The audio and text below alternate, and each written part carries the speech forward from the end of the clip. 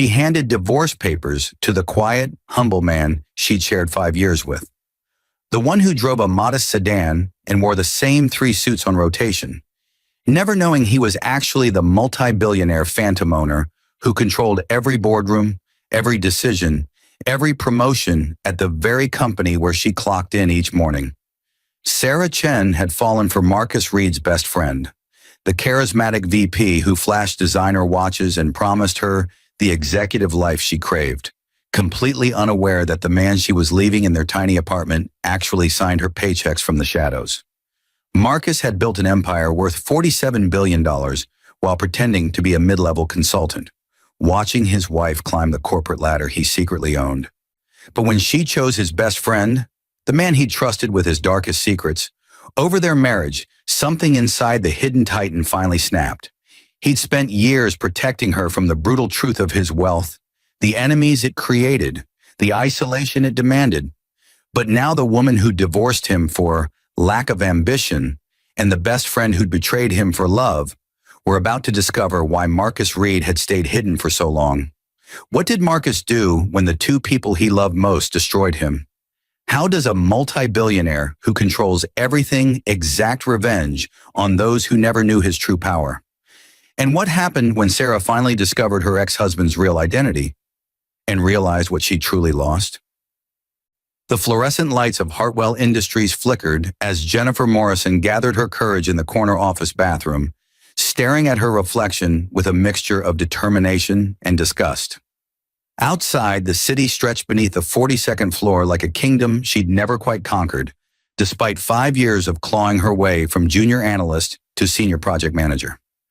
Her phone buzzed again with another message from Blake Davidson, the vice president whose corner office sat 3 floors above hers, whose cologne cost more than her monthly grocery budget, whose attention had become an addiction she could no longer resist.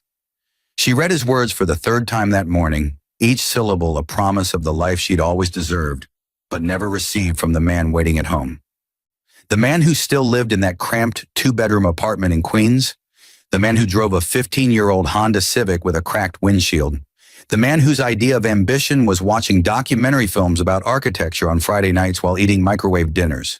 Thomas Morrison had been safe once, comfortable in his predictability, acceptable in his mediocrity. But safety had become suffocation, and Jennifer had finally met someone who understood that life was meant to be lived in penthouses, not prison cells disguised as starter apartments. She'd met Thomas 7 years ago at a company mixer, back when Hartwell Industries was just another corporation on her resume, and he was a consultant brought in to analyze operational efficiency. He'd been heavier then, almost obese, his shirt stretching across a belly that spoke of too many takeout meals and not enough discipline. But his eyes had been kind, genuinely kind in a way that felt foreign in the cutthroat world of corporate advancement.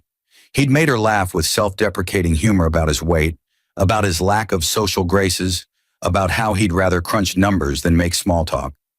Jennifer had been recovering from a brutal breakup with an investment banker who cheated on her with his assistant, and Thomas's gentle attention had felt like balm on an open wound.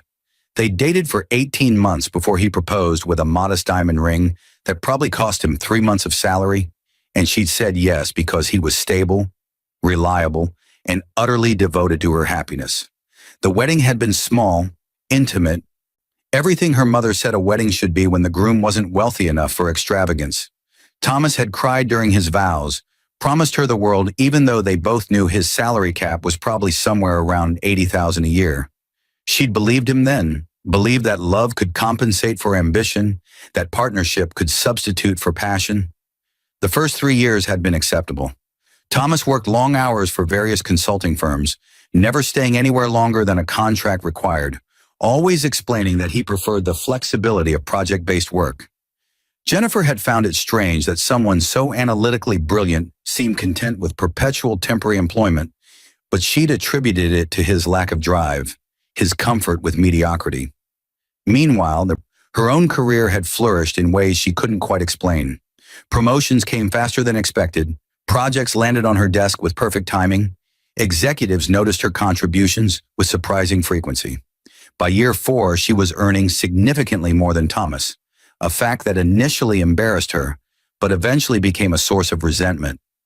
She was supporting them both on her income while he continued his consulting gigs that barely covered his personal expenses. The apartment stayed small because Thomas insisted they didn't need more space. The car stayed old because he claimed reliable transportation mattered more than appearance. The restaurant stayed cheap because he genuinely preferred hole-in-the-wall ethnic places to Michelin-starred establishments. Jennifer began to feel like she was drowning in his contentment, suffocating under his lack of ambition. Then Blake Davidson arrived at Hartwell Industries 6 months ago, hired as the new vice president of strategic development, and everything changed. Blake was everything Thomas wasn't. Tall where Thomas was average height, athletic where Thomas remained stubbornly overweight, despite Jennifer's hints about gym memberships. Charismatic where Thomas was awkwardly sincere. Blake wore custom suits and drove a Tesla, lived in a Tribeca loft and vacationed in Saint-Tropez. He noticed Jennifer immediately, complimented her presentation at a board meeting, invited her to drinks after a successful project launch. The affair began 3 months ago in his office after everyone else had gone home. Champagne and ambition mixing into something that felt like destiny rather than betrayal. Blake understood her hunger for more, validated her frustration with Thomas's complacency, promised her a life of luxury if she'd only have the courage to leave the dead weight holding her back. He'd been surprisingly direct about his intentions, explaining that he'd been watching her for months, that he saw her potential trapped beneath the burden of an unmotivated husband. Jennifer had resisted at first, the guilt of betrayal warring with the intoxication of being truly seen by someone who mattered. But Blake was persistent, and his persistence felt like the romantic pursuit she'd never experienced with Thomas, who'd always been too grateful for her presence to properly chase her affection. The decision to divorce had crystallized 2 weeks ago, during a particularly mundane evening, when Thomas suggested they celebrate her recent promotion with homemade pasta and a documentary about the Panama Canal. Jennifer had stared at this man who thought Netflix and carbohydrates constituted celebration, who had no idea that her promotion meant she was now earning $200,000 annually, who couldn't comprehend that she deserved champagne on rooftops rather than marinara sauce on secondhand furniture. She'd told him that night, words spilling out with more venom than she'd intended, accusations about his lack of ambition, poisoning what should have been a simple conversation about growing apart. Thomas had gone very still, his expression shifting from confusion to something else, something she couldn't quite read. He'd asked if there was someone else, his voice carefully neutral, and Jennifer had been honest because she was done with pretending. Yes, there was someone else, someone successful, someone who understood what it meant to actually want something from life. Thomas had nodded slowly, then asked if she was certain this was what she wanted. When she'd confirmed, he'd simply said he'd make the arrangements easy for her, that he'd never wanted to be an obstacle to her happiness.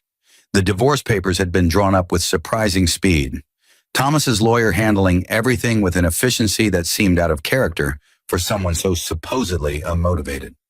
They'd agreed to split their joint savings account, a modest $40,000 accumulated over 5 years of marriage, half of which Jennifer had contributed from her salary, while Thomas's consulting income remained mysteriously variable.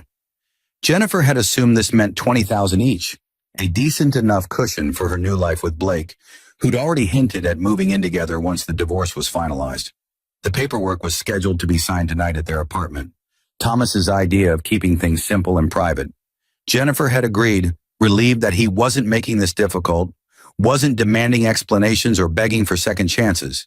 She'd packed most of her belongings already, boxes stacked in the bedroom she'd shared with a man who now felt like a stranger she'd married out of temporary insanity.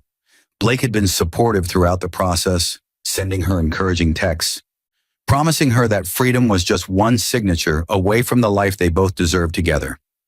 Jennifer left the bathroom and returned to her desk, her mind already 3 hours ahead to the moment she'd walk out of that apartment for the last time. Her colleague Rebecca Chen stopped by with afternoon coffee, chatting about the upcoming quarterly review and how impressive it was that Jennifer kept getting assigned to the most prestigious projects. Rebecca had been with Hartwell Industries for 8 years, longer than Jennifer, but seemed perpetually stuck at the same mid-level position despite obvious competence. Jennifer had always found this peculiar, but attributed it to Rebecca's lack of assertiveness, her unwillingness to demand recognition. Rebecca mentioned in passing that the company's actual owner remained anonymous, operating through layers of corporate structure and proxy executives, that nobody had ever met the person who'd founded Hartwell Industries 15 years ago when it was just a 3-person consulting startup. Rumors suggested the founder preferred absolute privacy, possibly for tax reasons or personal security, and maintained control through a labyrinth of shell corporations and legal trusts. Jennifer listened with half attention, more focused on drafting the email to Blake confirming their dinner plans for tomorrow night. Their first public date now that she'd soon be officially single. The workday ended with agonizing slowness, each hour stretching like taffy as Jennifer anticipated her liberation. She'd told Thomas to expect her by 7 o'clock, enough time for rush hour to clear, enough time for her to mentally prepare for what needed to be done. Blake had offered to come with her for moral support, but Jennifer had declined, wanting to handle this final interaction with some dignity, some acknowledgement of the years they'd shared, even if those years now felt like wasted time. She drove home in her practical Toyota Camry, another compromise she'd made for Thomas's comfort with moderation, already fantasizing about the upgrade Blake had promised once they combined their incomes.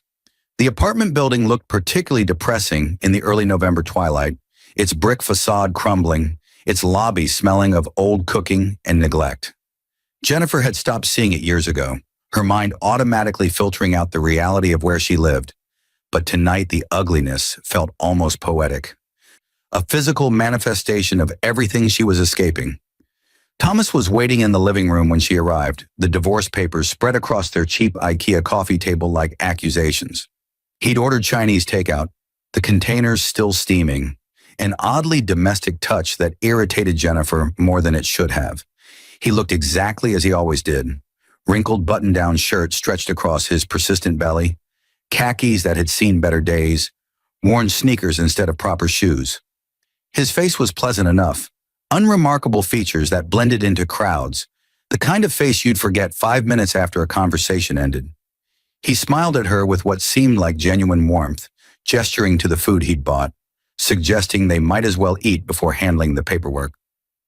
Jennifer felt a surge of impatience at his inability to read the moment, his insistence on maintaining normalcy when their entire relationship was being dismantled. She declined the food, said she wanted to just sign and leave. The dragging this out served no purpose.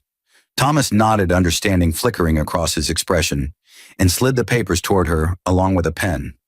She read through the document quickly, her eyes catching on the financial settlement section.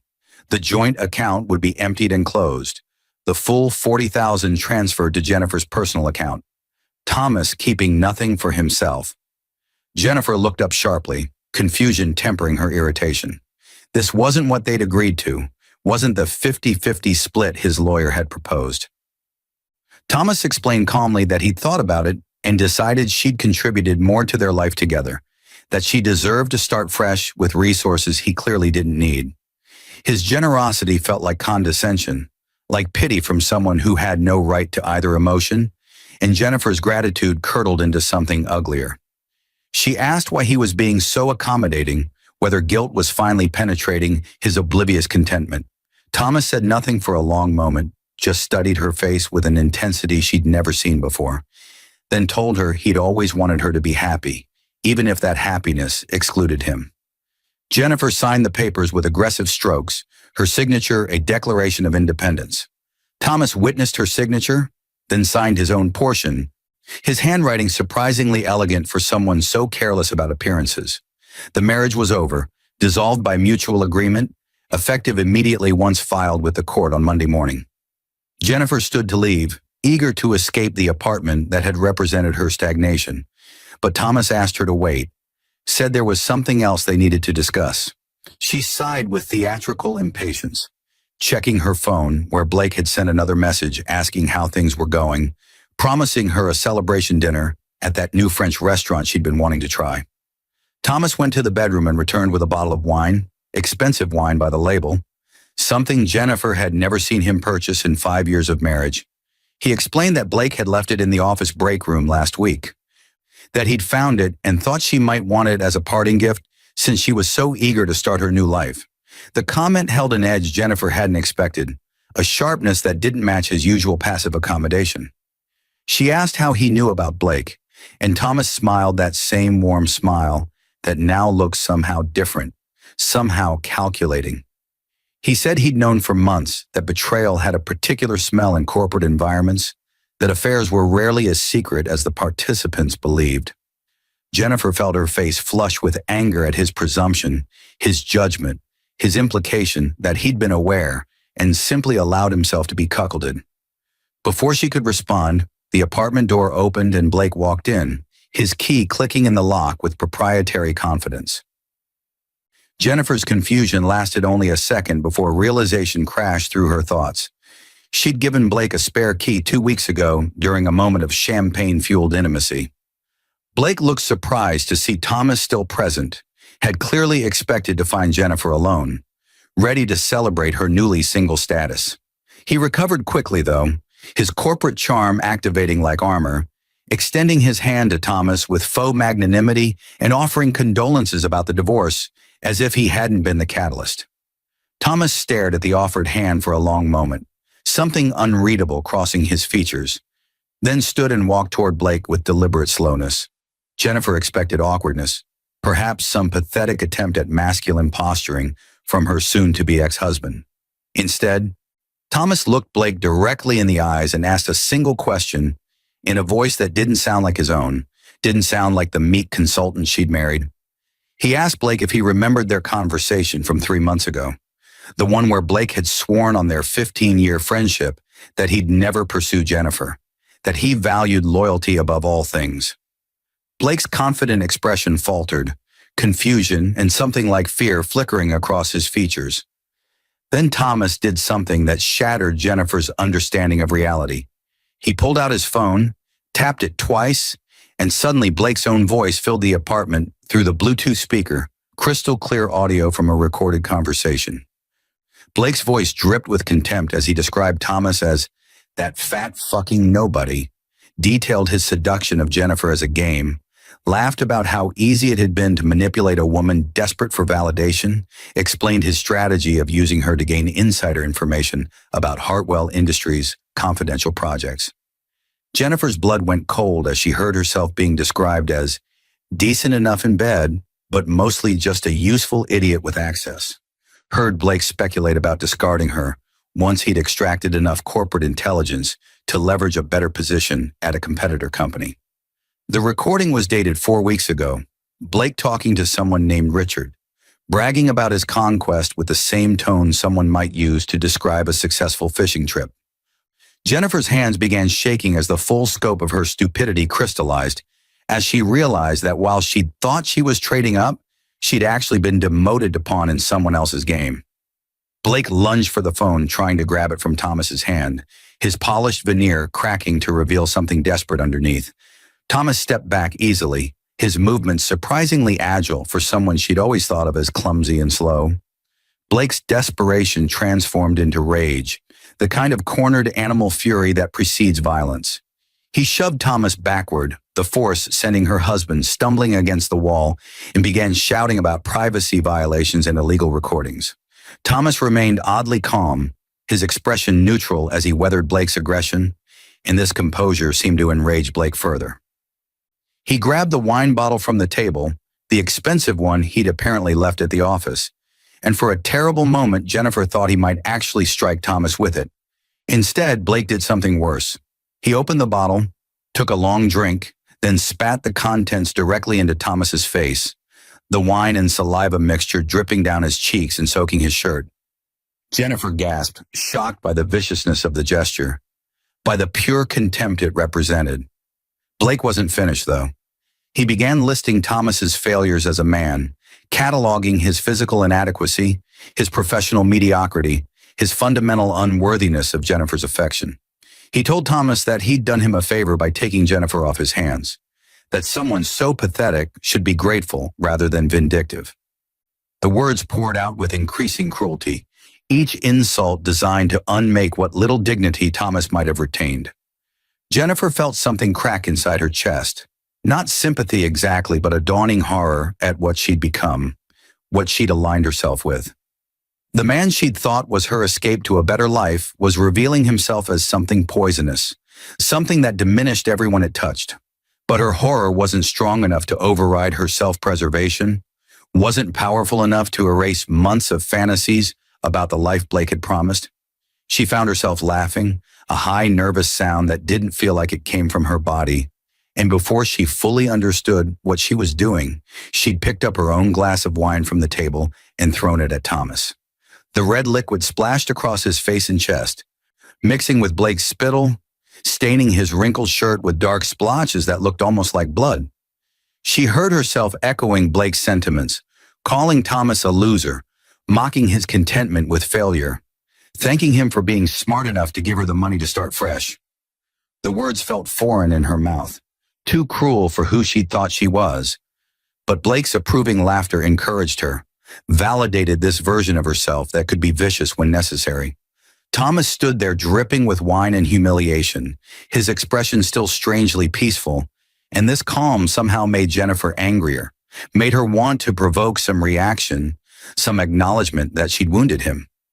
Thomas walked to the bathroom and returned with a towel, methodically wiping his face and neck, while Blake and Jennifer watched, united in their contempt. He dried himself with the same patience he brought to everything, his movements unhurried despite the degradation he'd just experienced. When he finished, he folded the towel neatly and set it on the counter, then turned to face them both with eyes that held something Jennifer had never seen before, something that made her instinctively step backward. He told them calmly that they deserved each other, that he hoped they'd be very happy together, that he bore them no ill will despite everything. The words should have sounded bitter, should have dripped with sarcasm, but Thomas delivered them with apparent sincerity that felt more unsettling than rage would have been. Blake laughed, called him pathetic again, asked if he planned to cry about this in his sad little apartment while they celebrated in penthouses. Thomas smiled then, really smiled, and said that celebrations were indeed in order, that he was genuinely happy for them both. He mentioned that he'd heard through mutual friends that they were planning to get married soon, that Blake had already proposed during a weekend trip to the Hamptons, that Jennifer had accepted with enthusiasm. Jennifer's face flushed because this was true, because Blake had surprised her with a ring 3 days ago, because they'd been planning a quick wedding for next month, something small but elegant at a boutique hotel in Connecticut. Thomas reached into his pocket and pulled out a cream-colored envelope, expensive stationery that looked out of place in his cheap apartment. He handed it to Jennifer with a slight bow, mockingly formal, and told her to consider it their wedding invitation, his gift to their future happiness. Jennifer opened it confused, expecting perhaps some final pathetic plea, some last-ditch attempt to win her back. Instead, she found a check made out to her name, $50,000, far more than their joint account had ever contained. Attached was a note in Thomas's elegant handwriting, congratulating them on their upcoming nuptials and insisting they use the money to make their wedding everything they dreamed. Blake snatched the check from her hands, examined it with suspicion, asked where the hell Thomas had gotten this kind of money. Thomas explained casually that he'd made some good investments over the years, that he'd always kept a separate emergency fund Jennifer hadn't known about, that he wanted them to start their marriage properly funded. The explanation sounded plausible enough, but something in his tone suggested layers Jennifer couldn't penetrate, mysteries she'd never bothered to investigate during 5 years of marriage. Blake pocketed the check with greedy satisfaction, told Thomas this was the least he could do after wasting 5 years of Jennifer's life, that maybe there was some decency in him after all. Thomas wished them well one final time, grabbed a jacket from the closet, and walked toward the door. He paused at the threshold, looked back at Jennifer with an expression she couldn't decipher, and told her she'd been right about one thing. She did deserve better than what he'd given her. Then he left, pulling the door closed with a soft click that somehow sounded louder than a slam. Jennifer stood in the apartment that was now hers alone, surrounded by the boxes of her belongings and the lingering smell of Chinese takeout, feeling simultaneously triumphant and hollow. Blake pulled her into an embrace, kissing her with the possessive intensity she'd craved, promising her that their life together would be everything Thomas had been too limited to provide.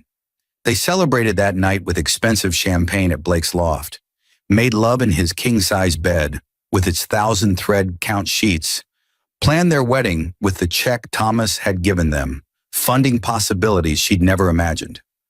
Jennifer fell asleep wrapped in Blake's arms, telling herself this was happiness, this was the life she'd earned, this was justice for years of settling for mediocrity. The divorce would be filed Monday morning, and by next month she'd be Jennifer Davidson, wife of a successful executive, free from the dead weight that had anchored her to ordinary existence. The wedding invitation arrived at Thomas's new address exactly 3 weeks later, delivered by messenger to a post office box he'd rented specifically for this transition period. Jennifer and Blake had moved quickly once the divorce was finalized, eager to cement their union, to declare their victory over conventional morality. The invitation was expensive, embossed lettering on ivory cardstock announcing their marriage at the Riverside Manor in Greenwich, Connecticut on December 15th at 4 p.m, reception to follow. Thomas held the heavy paper in his hands and smiled, that same peaceful smile that had so unnerved Jennifer during their final confrontation. He RSVP'd yes immediately, confirming his attendance with a brief note expressing his joy at their happiness and his eagerness to celebrate this momentous occasion. Jennifer received his response with mixed emotions. Part of her had hoped he'd decline, would spare them all the awkwardness of his presence. But another part felt validated by his willingness to witness her upgrade, to publicly acknowledge that she'd moved beyond him to something superior. Blake found the whole situation amusing, told his groomsmen that his predecessor would be attending the wedding, that they should all witness what happens to men who fail to satisfy their wives' ambitions. The bachelor party conversation turned crude. Speculation about whether Thomas would cry during the ceremony, whether he'd gotten fatter in his loneliness, whether he'd show up drunk and make a scene. December 15th arrived with the crisp cold that makes everything feel sharp and defined, the kind of weather that demands attention and won't permit ambiguity. The Riverside Manor was appropriately elegant, a restored mansion on 3 acres of manicured grounds. Exactly the kind of venue Jennifer had fantasized about during years of imagining herself as someone who mattered. She'd spent Blake's check, Thomas's check technically, but she'd stopped thinking of it that way, on a designer wedding dress that made her look like minor royalty, on flowers that filled the ceremony space with orchestrated beauty, on a 7-tier cake that seemed more like sculpture than food. Blake had invited over 200 guests, a mixture of Hartwell Industries executives, business contacts, old college friends, and family members who'd flown in from across the country. Jennifer's guest list was smaller, her own family less impressed with Blake than she'd hoped, but she'd filled out the numbers with work colleagues who oohed and awed appropriately at the lavishness surrounding them. The ceremony was scheduled for 4 o'clock, but by 3:30 most guests had arrived, mingling in the grand foyer with champagne flutes and anticipatory conversation. Jennifer waited in the bridal suite upstairs, her hands trembling slightly with excitement and something else she couldn't quite name, some whisper of unease she attributed to normal wedding anxiety. Thomas arrived at 3:45, his timing precisely calculated to avoid the early crowd, but not late enough to cause disruption. The valet parking attendant took one look at him and tried to direct him to vendor parking, assuming someone dressed in an obviously cheap suit driving a Honda Civic must be delivering something rather than attending. Thomas corrected him politely, handed over his keys, and walked into the manor with the same unhurried gait that had characterized all his movements. He looked exactly as Jennifer remembered, slightly overweight, indifferently dressed, utterly forgettable in his ordinariness. Several guests glanced at him and quickly looked away, their eyes sliding off his unremarkable appearance, their attention returning to more interesting conversation partners. Thomas made his way to the ceremony space, a converted ballroom with chairs arranged in neat rows facing an altar, decorated with white roses and trailing ivy. He selected a seat in the back corner, away from the main sections reserved for family and close friends, positioning himself where he could observe without being observed.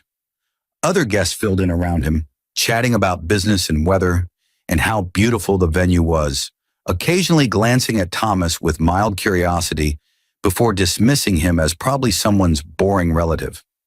Blake's best man spotted Thomas during a final pre-ceremony check of the seating arrangements, recognized him from office parties and corporate events, where Jennifer had dragged her husband to networking opportunities he never properly utilized. He rushed to alert Blake, who was adjusting his bow tie in the groom's preparation room, warning him that the ex-husband had actually shown up, that they might want security ready in case things got uncomfortable.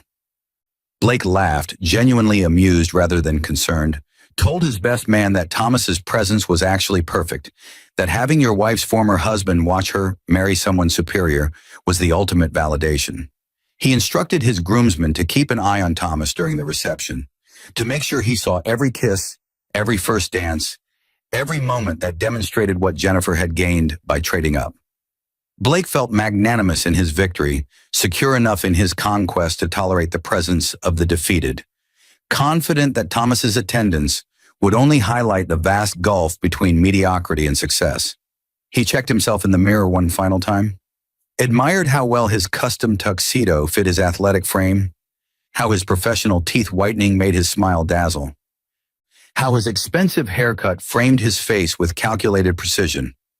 The ceremony began promptly at 4, the string quartet playing Pachelbel's canon as guests settled into their seats. The wedding party proceeded down the aisle in traditional order, bridesmaids in coordinated sage green dresses, groomsmen in matching tuxedos, the flower girl scattering petals with rehearsed precision. Then the music shifted to the wedding march, and Jennifer appeared at the back of the ballroom on her father's arm, backlit by the late afternoon sun streaming through the tall windows, looking exactly like the fairy tale princess she'd always imagined herself becoming. She walked slowly, savoring every step, meeting the eyes of guests who murmured appreciation at her beauty, feeling the weight of admiring gazes like a coronation. Her eyes found Blake at the altar, his expression appropriately awed, his love or reasonable facsimile thereof displayed for everyone to witness. For a moment she let her gaze drift across the assembled guests, cataloging who had come to witness her triumph, and her eyes caught on a figure in the back corner. Thomas sat perfectly still, his face neutral, his hands folded in his lap, watching her processional with the same peaceful expression that had so unnerved her during their final encounter. Jennifer felt a flash of irritation that he'd actually come, that he couldn't give her this moment without his presence casting a shadow. But she pushed the feeling aside and focused on Blake, on the future, on everything she'd gained. The officiant was a friend of Blake's family, a judge who'd agreed to perform the ceremony as a personal favor. And he conducted the proceedings with appropriate gravitas. The vows were traditional, promises of love and loyalty and partnership that both Jennifer and Blake delivered with convincing sincerity. When the judge asked if anyone present had objections to this union, the guests chuckled at the antiquated formality, secure in the knowledge that no one would be dramatic enough to speak. The moment passed without incident, and the ceremony continued toward its inevitable conclusion. Rings were exchanged, expensive platinum bands that Blake had selected from Tiffany, and the judge pronounced them husband and wife with theatrical flourish. Blake kissed Jennifer with Hollywood enthusiasm, dipping her dramatically while guests applauded and camera flashes erupted like small supernovas. Jennifer felt dizzy with happiness, with vindication, with the certainty that she'd finally claimed the life she deserved. They processed back down the aisle as the newly married Davidson couple, guests standing to congratulate them, voices raised in celebration of love's triumph over circumstance. Jennifer deliberately didn't look toward the back corner where Thomas sat, didn't want to taint this perfect moment with reminders of past mistakes. The reception space had been transformed into something from a luxury magazine spread, every detail curated for maximum impact and minimum authenticity. Crystal chandeliers cast flattering light across tables, dressed in silk linens, centerpieces of exotic flowers that probably cost more than most guests' monthly rent, place settings that looked too expensive to actually use for eating. The head table positioned Jennifer and Blake center stage, elevated slightly so everyone could admire them throughout the evening, surrounded by their wedding party who'd been chosen partly for attractiveness and partly for social value. Dinner was a 5-course affair prepared by a celebrity chef Blake had hired at extraordinary expense, each plate a work of art that guests photographed before consuming. Wine flowed freely, expensive vintages that the sommelier described in detail to anyone who'd listen, and the conversation grew progressively louder as inhibitions dissolved in alcohol and celebration. Jennifer felt like she was floating, her champagne buzz mixing with genuine elation, everything she'd imagined about this moment crystallizing into reality. Blake kept his hand possessively on her thigh throughout dinner, occasionally leaning over to whisper crude promises about their wedding night, treating her like a prize he'd won through superior strategy and execution. Thomas remained at his assigned table in a far corner of the reception space, positioned with other low-priority guests who'd been invited more out of obligation than genuine desire for their presence. He ate his dinner quietly, complimented the food to his table mates, engaged in polite small talk about weather and traffic without revealing anything substantive about himself. The other guests at his table had determined within 15 minutes that he wasn't worth cultivating for networking purposes, and they'd shifted their attention to more promising social opportunities, leaving Thomas essentially alone, despite being surrounded by people. He seemed content with this isolation, sipping his wine slowly, watching the celebration unfold with an expression that might have been happiness or might have been something else entirely. As the evening progressed and the champagne kept flowing, Blake's groomsmen began making increasingly obvious remarks about the ex still hanging around, loud enough for Thomas to hear, speculating about whether he was hoping Jennifer would change her mind, whether he'd brought a sad little gift, whether he understood that some men were simply born to be replaced by better models. Thomas showed no reaction to these provocations, just continued eating his overpriced dinner with the same patient attention he'd brought to everything in his life. After dinner came the traditional reception performances: first dance, father-daughter dance, cake cutting, bouquet toss, all the ritualized moments that transform a party into a wedding. Jennifer and Blake's first dance was choreographed. They'd taken lessons specifically for this moment, and they executed their routine with the polish of people who'd invested serious time in appearances. Guests formed a circle around them, clapping in rhythm, pulling out phones to record this display of romantic coordination. When the dance ended, Blake spun Jennifer dramatically and dipped her low, holding the position long enough for every camera to capture the moment, then pulled her up into a kiss that seemed designed more for the audience than for intimacy. The DJ transitioned smoothly into an upbeat song that invited everyone onto the dance floor, and the reception transformed into the kind of corporate party Jennifer had always envied from the outside. Attractive people performing wealth and success with their bodies and their laughter. Blake was pulled away by a group of executives who wanted to congratulate him, to slap his back and make jokes about ball and chain, to bond over shared masculine anxiety about commitment dressed up as humor. Jennifer found herself momentarily alone, surveying her triumph, feeling the pleasant exhaustion of being the center of attention for hours.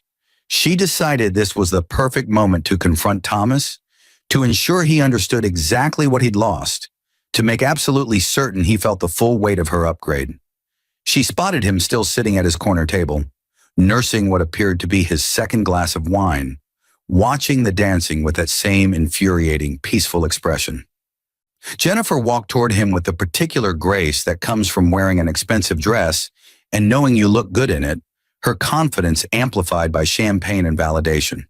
She arrived at his table and sat down uninvited, arranging her dress carefully, looking at him with a mixture of pity and triumph that she didn't bother to disguise. She asked him why he'd really come, what he'd hoped to accomplish by witnessing her marriage to someone so obviously superior. Thomas looked at her for a long moment, his eyes traveling across her face with an attention that felt uncomfortably penetrating, then told her simply that he'd come to say goodbye properly, to see her happy before he moved on with his own life. Jennifer felt a flash of genuine curiosity. Moved on how exactly? Was there some other unfortunate woman willing to settle for his mediocrity? Thomas smiled that mysterious smile and said he was relocating for work, taking a position that required his full attention, leaving New York behind for new opportunities. Before Jennifer could respond, Blake appeared at her shoulder, his hand immediately going to the back of her neck in a gesture of possession. He looked down at Thomas with unconcealed contempt, asked loudly enough for nearby tables to hear if Jennifer's ex was boring her with stories about his exciting life of failure and obscurity.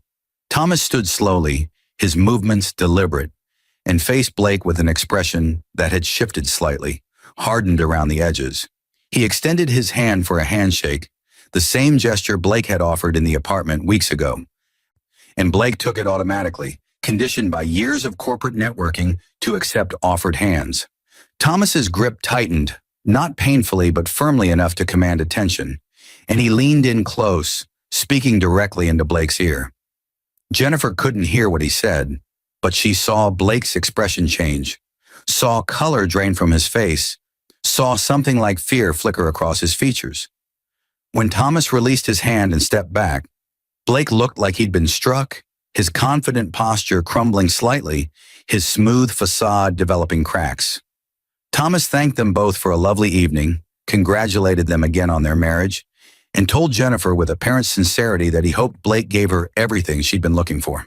Then Thomas walked toward the exit, his path taking him past the head table where the wedding party still celebrated, past the dance floor where executives performed corporate bonding disguised as recreation, past the open bar where guests networked over premium liquor. As he reached the grand foyer, he paused and turned back, his eyes scanning the reception space one final time. What happened next would be debated by guests for months afterward, analyzed and reanalyzed until the truth became obscured by competing narratives. Thomas pulled out his phone, typed something quickly, and within seconds, every light in the Riverside Manor went out simultaneously, plunging the reception into absolute darkness. Emergency lighting kicked in after 3 seconds, dim battery-powered bulbs that cast everything in an eerie twilight. And in that strange half-light, Thomas's voice came through the venue's sound system, amplified and crystal clear. He thanked everyone for attending this celebration, hoped they'd enjoyed the food and wine and entertainment, and wanted to share some information that might contextualize the evening more accurately. His voice was calm, almost conversational, the tone you'd use to discuss weather rather than detonate explosions. Thomas explained to the 200 assembled guests that Blake Davidson, the groom they'd come to celebrate, was currently under investigation by the Securities and Exchange Commission for insider trading, specifically for using confidential information stolen from Hartwell Industries to make illegal stock purchases through shell corporations. The investigation had been ongoing for 4 months, quietly building a case that would be made public within the next 72 hours, likely resulting in federal charges that carried a minimum sentence of 5 years in prison. Thomas's voice continued, detailing specific trades Blake had made, naming the shell companies he'd created, citing dollar amounts and dates with the precision of someone who'd reviewed the evidence personally. The reception space had gone completely silent, guests frozen in place trying to process what they were hearing. Blake started shouting, denying everything, calling Thomas a liar, demanding someone shut off the sound system, but his voice couldn't compete with the amplification, and his panic only made Thomas's calm recitation more credible. Thomas went on to explain that Blake's employment with Hartwell Industries would be terminated Monday morning, that his professional reputation would be destroyed, that every asset he'd bragged about, the loft, the Tesla, the investment portfolio, would be seized by federal authorities as proceeds of illegal activity. Then Thomas shifted his attention to Jennifer, and his voice took on a different quality, something sadder but no less measured. He told her that everything Blake had promised her was built on stolen money and illegal activities, that the man she'd married was facing financial ruin and imprisonment, that the life she'd imagined with him was a fantasy that would collapse within days. He apologized for not telling her sooner, explained that he'd needed to be certain before making accusations, that he'd wanted to give her one last chance to reconsider before the truth became public. But since she'd made her choice, since she'd thrown wine in his face and laughed at his supposed mediocrity, he decided she deserved to experience exactly the life she'd chosen. The emergency lights flickered, and suddenly the massive screens that had been displaying photos of Jennifer and Blake throughout their relationship changed, now showing documents, SEC filings, bank statements, email correspondence between Blake and his broker, text messages where Blake had bragged about his scheme to that same friend Richard from the earlier recording. 200 guests stared at evidence of systematic criminal activity displayed in high definition. Watch Blake's carefully constructed image dissolve into something ugly and prosecutable, Blake tried to run, actually tried to flee the reception, but found the exits blocked by men in dark suits who identified themselves as federal agents, who'd been positioned around the venue for the past hour, who'd been waiting for this exact moment. They approached Blake calmly, badges displayed, rights being read, handcuffs clicking into place with a finality that silenced every whisper. Jennifer stood frozen in her wedding dress, her champagne flute slipping from nerveless fingers and shattering on the expensive floor, her mind struggling to reconcile the past 3 hours of celebration with the nightmare currently unfolding. She looked around desperately for Thomas, found him still standing in the foyer, watching Blake's arrest with that same peaceful expression. Their eyes met across the dimly lit space, and Jennifer saw something in his face that made her stomach drop. Not cruelty, not triumph, just a deep sadness mixed with resignation. Thomas had known this would happen, had planned for this moment, had let her marry Blake with full knowledge that the marriage would be destroyed before the honeymoon. As federal agents led Blake away, his tuxedo looking suddenly ridiculous in the context of handcuffs, one of them paused near Thomas and nodded respectfully, a gesture of acknowledgement between colleagues. Jennifer's mind, desperately trying to make sense of what she was witnessing, latched on to this interaction, began building connections she'd been too blind to see. Thomas remained in the foyer while the reception space descended into chaos, guests pulling out phones to call lawyers and publicists, wedding party members distancing themselves from the catastrophe, vendors beginning the awkward process of cleaning up a celebration that had become a crime scene. The venue manager approached Thomas hesitantly, asked if the bill for the evening would still be honored, given the circumstances. Thomas assured her calmly that all expenses had already been paid in full, that the food and service had been excellent, that she shouldn't worry about financial repercussions from the evening's events. The manager looked confused, checked her paperwork, confirmed that the $50,000 deposit had indeed come from an account linked to Thomas Morrison, not Blake Davidson as she'd assumed. Jennifer watched this interaction from across the foyer, her wedding dress suddenly feeling like a costume, her triumph curdling into horror and confusion. She approached Thomas on unsteady feet, her voice barely functional, and asked the question she should have asked 5 years ago. Who was he really? Thomas looked at her with something that might have been fondness or might have been pity, and explained gently that he was exactly who he'd always been, a consultant who preferred privacy, someone who'd built a successful career analyzing systems and finding vulnerabilities, a person who'd married her because she'd seemed genuine in a world full of performance. He'd never lied to her, he explained, had simply never volunteered information she'd never asked for, had allowed her to make assumptions based on appearances rather than reality.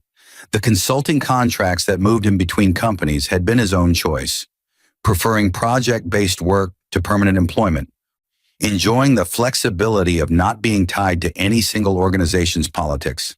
The modest apartment and old car had been deliberate choices, not financial necessities, part of a lifestyle that valued privacy and normalcy over display and vulnerability. Jennifer's legs gave out, and she sat down hard on the foyer floor, her expensive dress pooling around her like a melted wedding cake. She asked in a whisper if he'd known about Blake from the beginning, if he'd watched her fall into this trap without warning her. Thomas knelt beside her, his bulk settling with surprising grace, and explained that he'd discovered Blake's criminal activities 3 months ago while conducting a routine audit for Hartwell Industries, that he'd been building the case since then, that he'd reported everything to the SEC and the FBI, that he'd been cooperating with their investigation as a confidential witness. When Blake had started his affair with Jennifer, Thomas had been faced with an impossible choice: reveal Blake's criminality and look like a jealous husband trying to sabotage his wife's new relationship, or stay silent and let Jennifer make her own decisions. He'd chosen silence, hoping that Jennifer would see through Blake's performance before things went too far. But she hadn't, and so Thomas had done the only thing he could. He'd ensured that when the consequences arrived, they'd be complete and undeniable, that Jennifer wouldn't be able to rationalize or minimize what Blake really was. The guests were leaving now, streaming out of the venue in clusters, phones pressed to ears, voices raised in excited gossip, already crafting the stories they'd tell about the wedding that became a federal arrest. Jennifer's family approached cautiously, her mother's face a mask of barely concealed, "I told you so," her father's expression mixing anger and concern. Thomas stood and greeted them politely, took responsibility for the disruption, apologized for ruining their daughter's wedding day.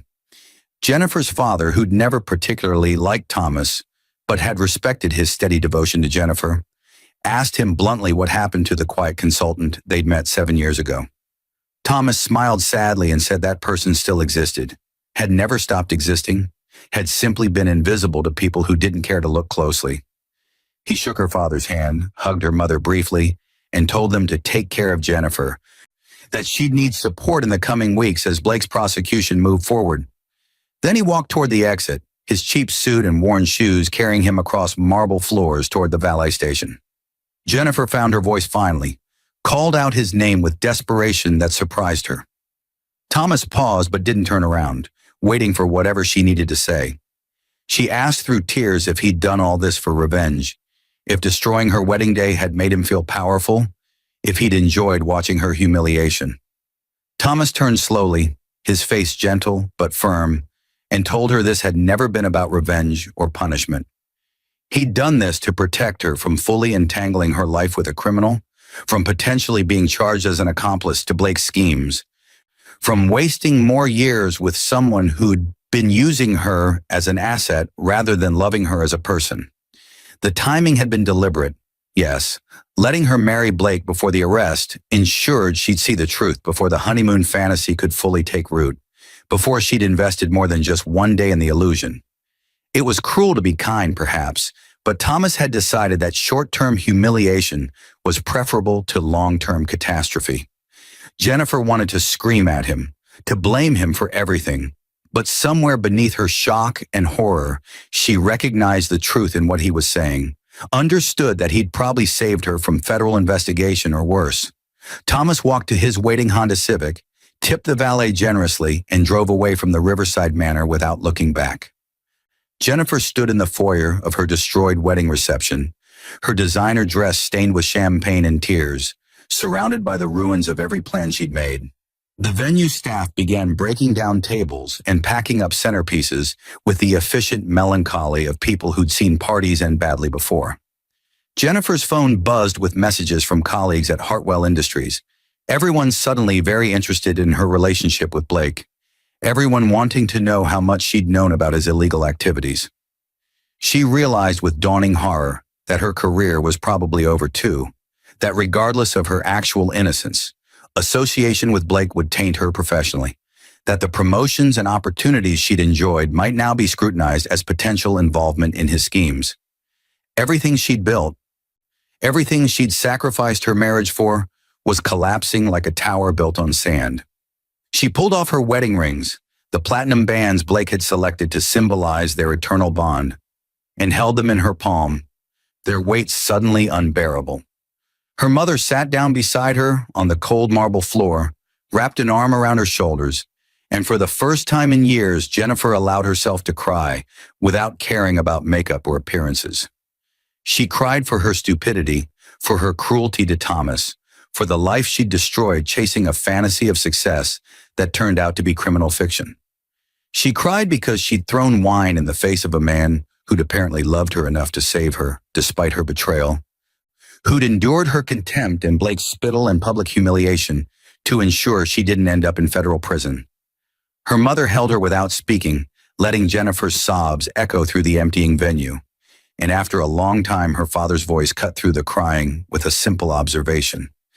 At least now she knew what kind of man she'd been married to and what kind she'd thrown away. The days following the wedding arrest were a special kind of hell Jennifer hadn't imagined possible. Blake's prosecution moved forward with the mechanical inevitability of federal bureaucracy, his crimes detailed in press releases and news articles that portrayed him as exactly the kind of corporate predator people love to hate. Jennifer's name appeared in several articles as the bride present during Davidson's arrest, her humiliation documented for public consumption, her wedding photos juxtaposed with mugshots and a cautionary tale about white-collar crime. Hartwell Industries placed her on administrative leave pending an internal investigation into whether she'd benefited from or contributed to Blake's insider trading. Colleagues who'd congratulated her on her promotion months ago now avoided her calls, and her professional reputation, everything she'd cared about more than her marriage, disintegrated faster than she could defend it.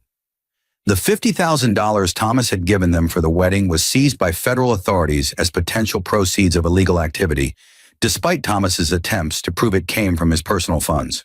The wedding dress, the decorations, the non-refundable deposits, all of it became financial loss added to emotional devastation.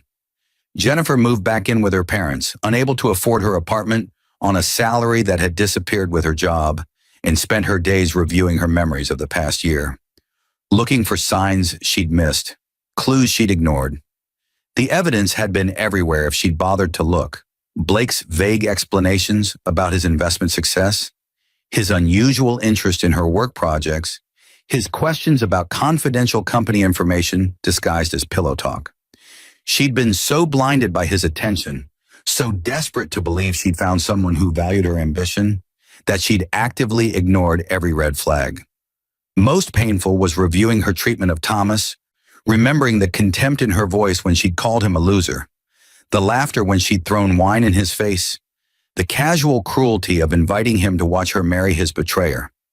Thomas hadn't responded to any of her attempts at contact, had apparently moved away as he'd mentioned, leaving no forwarding information. She'd destroyed him for being ordinary, mocked him for being content, and he'd responded by saving her from herself. 3 months after the wedding arrest, Jennifer received a package at her parents' house. No return address, postmarked from Washington, D.C. Inside was a letter and several documents that would take her days to fully process. The letter was from Thomas, handwritten in his elegant script, explaining things he'd never told her during their marriage. He began by apologizing for the deception, acknowledging that his privacy had probably hurt her, even though she'd never seemed interested in his professional life. Thomas explained that he'd founded Hartwell Industries 15 years ago as a 3-person consulting startup, had grown it systematically into a multinational corporation worth billions, had deliberately structured his ownership through layers of legal entities to maintain personal privacy and security. He'd learned early in his career that wealth made you a target for lawsuits, for kidnapping, for people who wanted your money rather than your company. And so he'd built systems to separate his identity from his assets, to live normally while managing extraordinary resources. When Thomas had met Jennifer at that company mixer 7 years ago, he'd been dealing with the aftermath of a relationship that had disintegrated once his wealth became known. A woman who transformed from genuine partner into a resource extractor overnight. He'd been heavier then because stress eating was his coping mechanism, and Jennifer's apparent indifference to his weight or status had felt like salvation. For the first time in years, someone had liked him for himself rather than his portfolio, had chosen him despite his physical appearance rather than because of his financial assets. So he'd married her without disclosing his wealth, wanting to preserve that feeling of being valued for who he was rather than what he owned. It had worked for 3 years, and Thomas had been genuinely happy even in their modest apartment, even driving his old car, even pretending to be a mid-level consultant. He'd engineered Jennifer's promotions at Hartwell from behind the scenes, pleased that he could support her ambition without her knowing, giving her opportunities to succeed on her own merit while ensuring she got the recognition she deserved. But Thomas acknowledged in his letter that his deception had been unfair, that Jennifer had made life decisions based on incomplete information, that her frustration with his apparent lack of ambition was partially his fault for not being honest about his success. When she'd started her affair with Blake, Thomas had felt a familiar pain, the realization that ultimately Jennifer cared more about appearances and status than about their partnership, that she'd probably always been destined to leave once someone flashier came along. He'd hired investigators who'd uncovered Blake's criminal activities within weeks, and Thomas had been faced with the choice of exposing everything immediately or letting the situation play out. He'd chosen the latter because he'd wanted Jennifer to see clearly what she was choosing, wanted her to experience the full consequences of valuing performance over substance. The wedding arrest hadn't been revenge, Thomas insisted, but education, a final gift from someone who'd loved her enough to show her the truth even when it meant causing her pain. The documents accompanying the letter were divorce papers, signed by Thomas and already filed with the court, finalizing their separation with generous terms. Thomas had transferred $5 million to a trust in Jennifer's name, structured so she'd receive a monthly allowance for life, but couldn't access the principal, protecting her from both poverty and her own potential bad decisions. He'd also included a reference letter for her professional rehabilitation, carefully worded to make clear she'd had no involvement in Blake's crimes, written on Hartwell Industries letterhead, and signed by the corporation's anonymous founder. Thomas explained that he'd already spoken with the SEC and FBI, had vouched for her innocence, had ensured she wouldn't face charges related to Blake's prosecution. This was his final gift, he wrote: financial security and a clean professional slate, the foundation to rebuild whatever life she chose. He asked for nothing in return, wanted no contact, hoped only that she'd learn from this experience and choose more carefully in the future. The letter ended with a simple goodbye, and Thomas's signature had a finality that suggested he meant it. Jennifer sat on her childhood bed, surrounded by documents that proved her ex-husband was one of the wealthiest men in America, that she'd been living in poverty while married to a billionaire, that she'd thrown away financial security most people couldn't imagine because she'd been too shallow to see past appearances. The irony was so perfect it almost seemed designed, a morality tale about greed and blindness dressed up as a failed marriage. She thought about Thomas sitting in that apartment watching documentaries while secretly running a corporate empire, about him enduring her complaints about money while having more than she could spend in 10 lifetimes, about him taking abuse from Blake while holding the power to destroy them both with a phone call. He'd given her exactly what she'd claimed to want, the truth about status and ambition, and the lesson had broken her completely. Blake was in federal prison now, serving 8 years for securities fraud, and Jennifer heard through mutual acquaintances that he blamed her for everything, claimed she'd been working with Thomas from the beginning to set him up, rewrote their entire relationship as a conspiracy rather than admit he'd been caught. Jennifer never saw Thomas again. She heard updates occasionally through the professional grapevine. Hartwell Industries had grown even larger, had acquired several competitors, had become one of the most influential corporations in their sector.